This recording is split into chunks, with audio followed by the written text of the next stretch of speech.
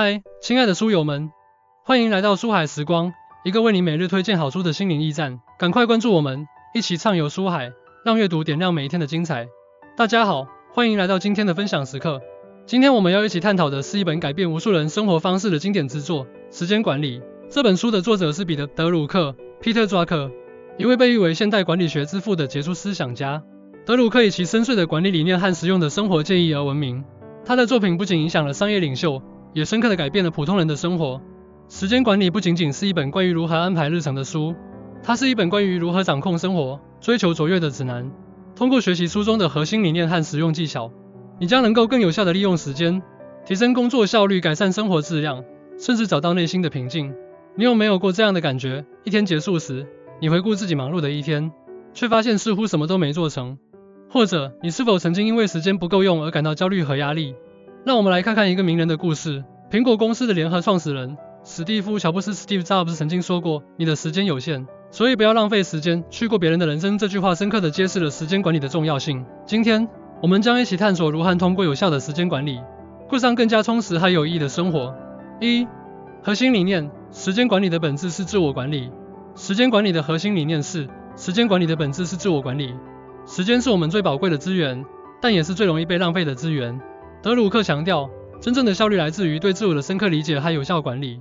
心理学研究表明，人类的大脑在处理多任务时效率会降低。斯坦福大学的一项研究指出，频繁切换任务会导致认知能力的下降。因此，专注于单一任务并有效管理时间，可以显著提高工作效率和创造力。要实现自我管理，首先要学会设定明确的目标。书中提到，设定目标时可以使用 SMART 原则，即目标要具体 specific 可衡量 measurable 可实现 achievable 相关性 relevant， 还有实现 time bound。例如，如果你想提高工作效率，可以设定一个目标，在接下来的1个月内，每天早上花30分钟规划一天的工作。德鲁克在书中写道，有效的管理者不是从他们的任务开始，而是从他们的时间开始。这句话提醒我们，时间是我们最宝贵的资源，只有通过有效管理时间，才能实现真正的效率。重要习惯之一，优先处理重要但不紧急的任务。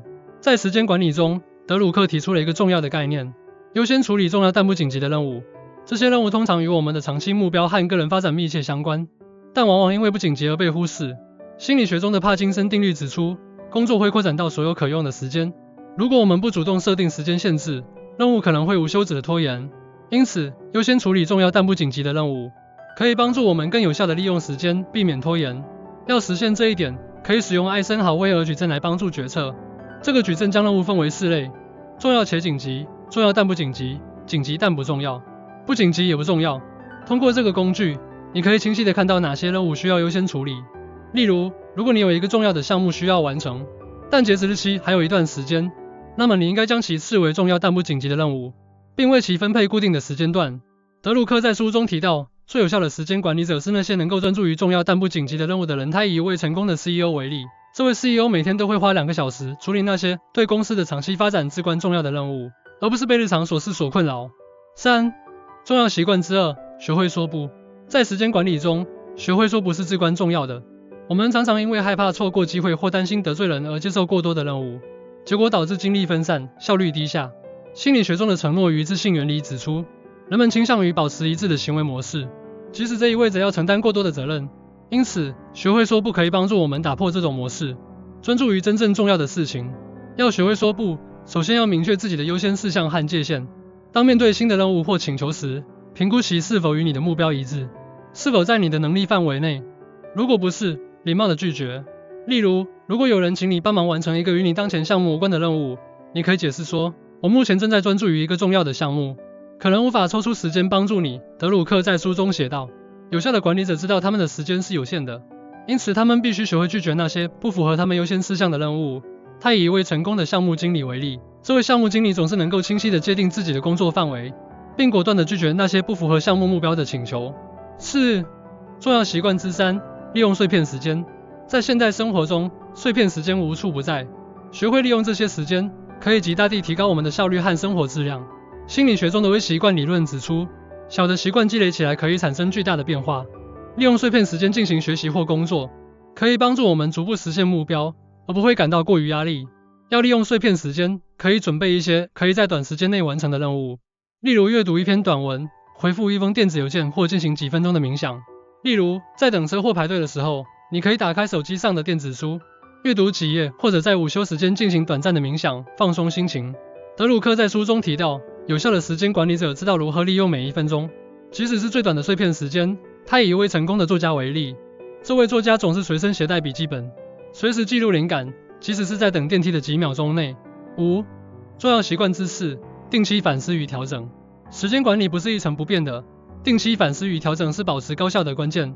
通过定期回顾自己的时间使用情况，可以发现问题和改进的空间。心理学中的反馈循环理论指出，持续的反馈可以帮助我们不断改进。